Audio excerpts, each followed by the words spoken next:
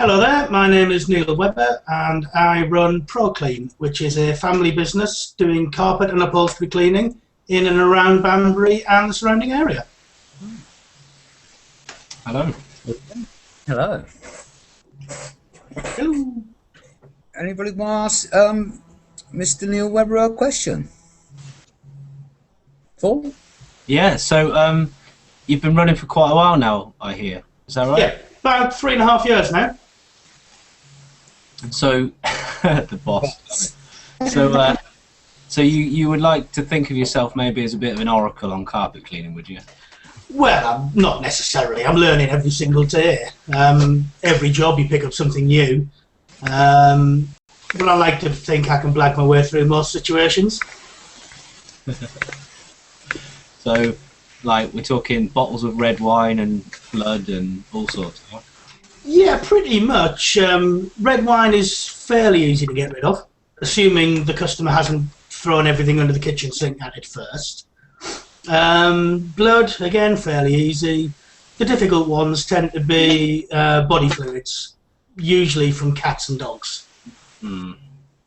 So you actually recommend then, as soon as there's a spill, like not going to the kitchen cupboard and getting everything you can and throwing it at it? That's what you're saying? Yeah, because what you can do there is you can fix, if you put the wrong stuff on, you can fix the stain to the carpet, and then you'll never get rid of it. So the best thing to do in a situation like that is soak up all the excess liquid. That should get rid of the majority. And usually, just plain water, warm water, is good enough to get rid of the majority of things.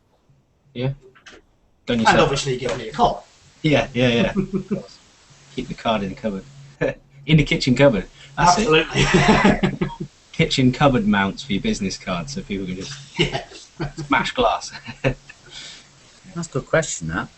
What about you, Juliet? You got anything? Because obviously, you know, you women like to keep things spick and span, and we've heard it all before.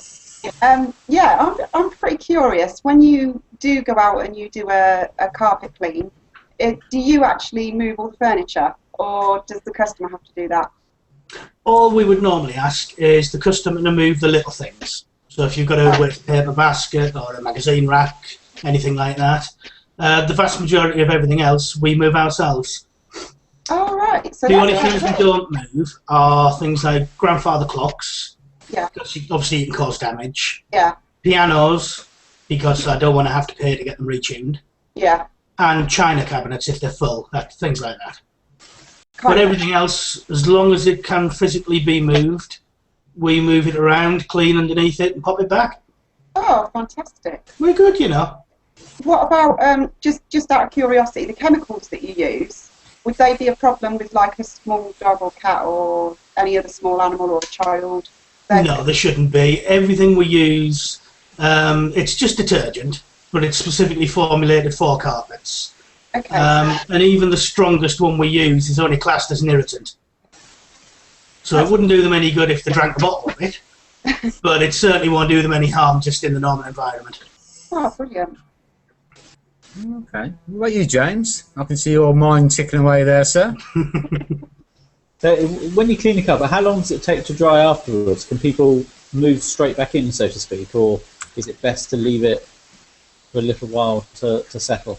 Well, in an ideal world, you would not go in the room at all until it's dry. But obviously in real life, you can't always do that. So you can walk on it straight away. You've just got to be a little bit careful that you don't have any outside shoes on. Just the slightest bit of dirt on the bottom is going to come straight off on the carpet.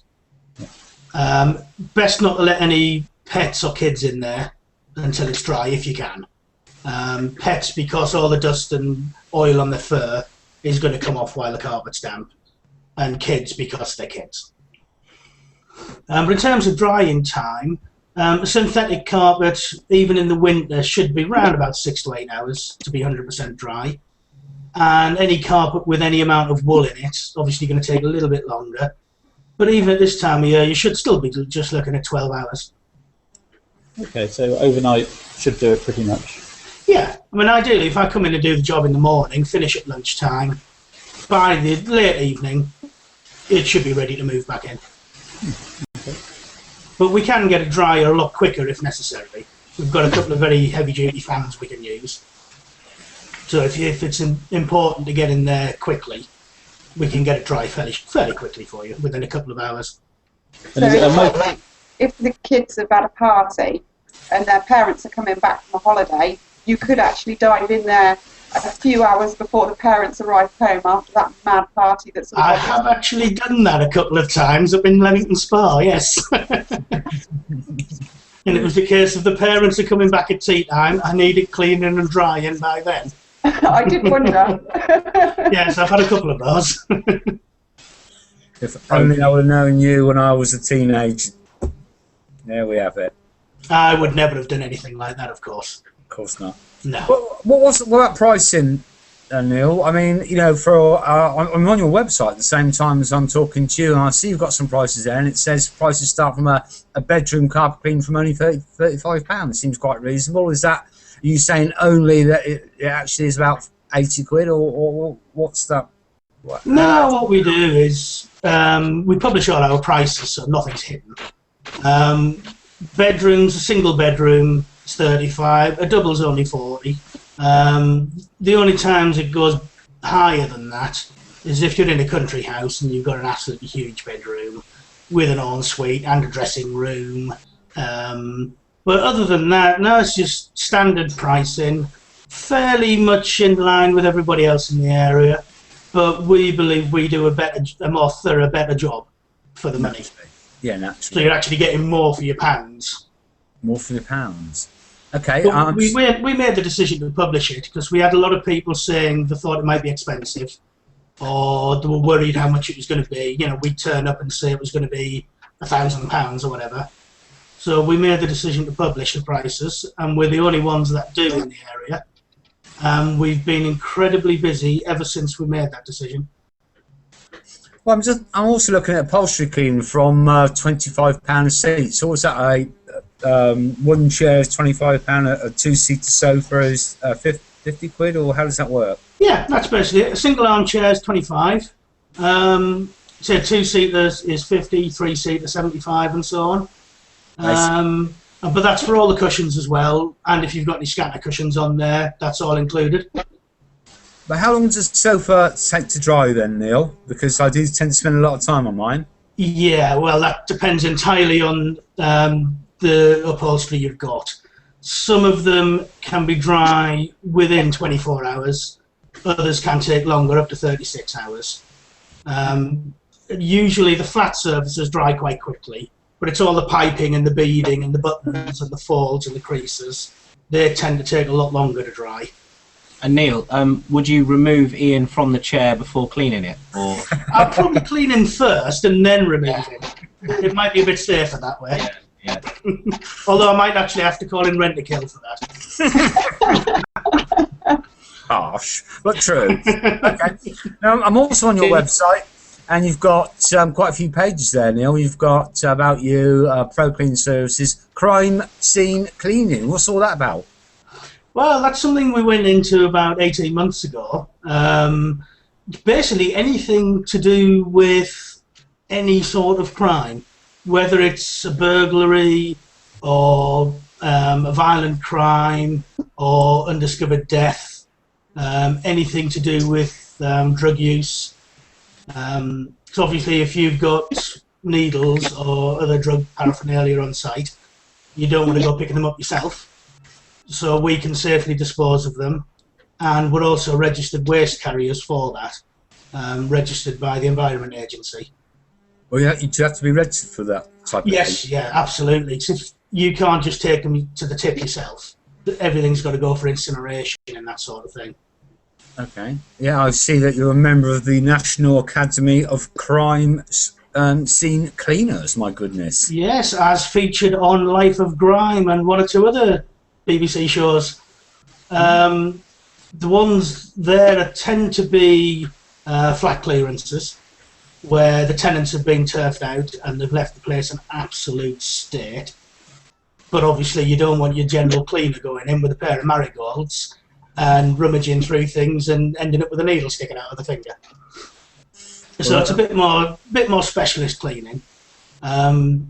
not a huge call for it, but it's worth our while when it does come up. Okay.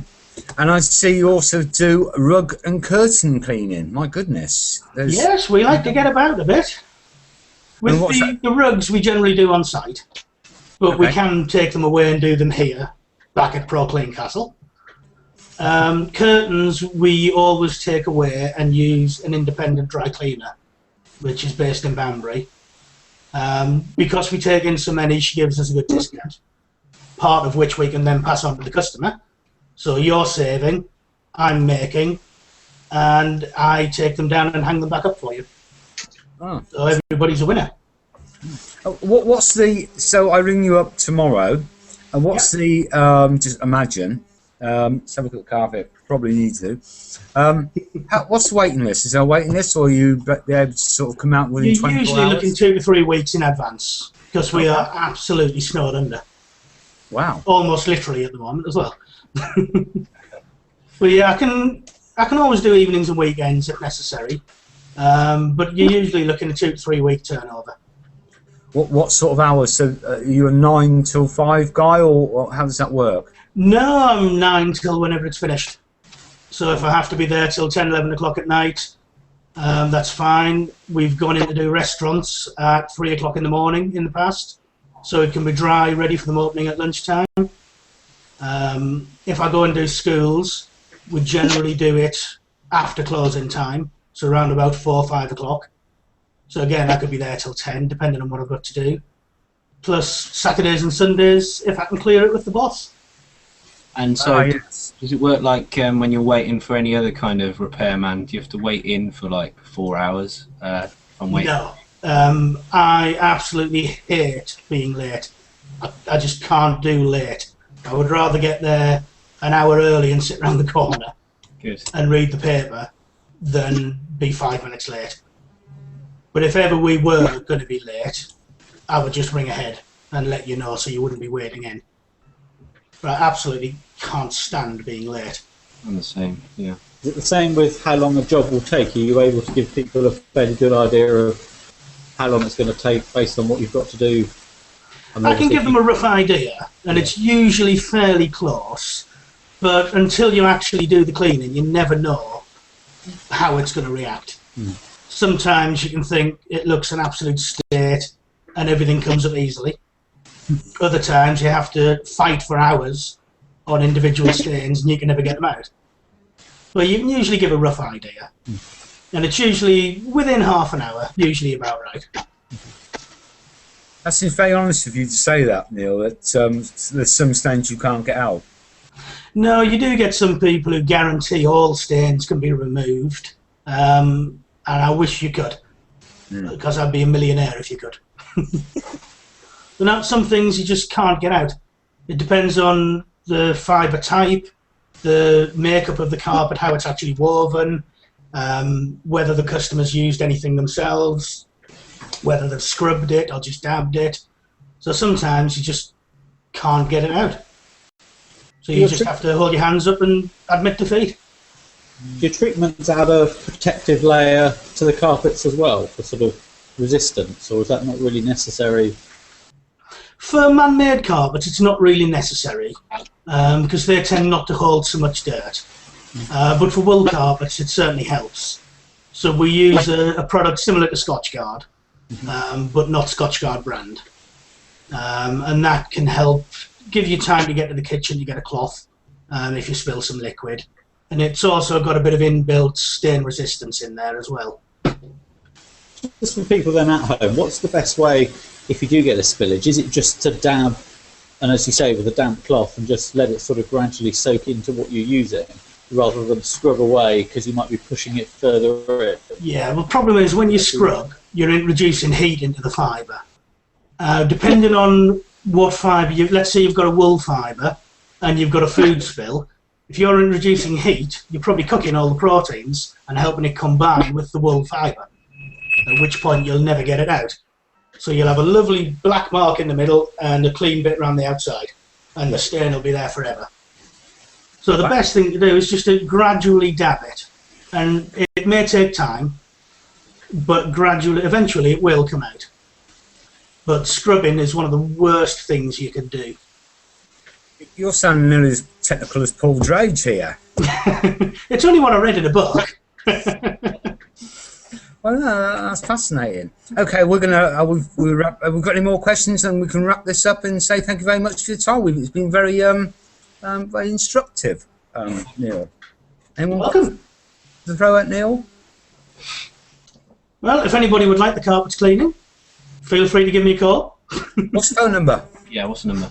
It's Banbury. It's 01295 701 391. And the website address, Neil? Is www.pro-clean.org. And I believe you're also on all the social media sites, aren't you? On Twitter and Yes, Facebook. we're on Facebook, Twitter, LinkedIn, Google+, Quora, StumbleUpon, On everything. pretty much anything that's going. Don't necessarily understand them, but I'm on them. It does. No, that's great. Well, thank you from me. My name's Ian Gentles from Banbury Info, and if you'd like to all say thank you very much to Neil if you want to, or Cheers, Neil.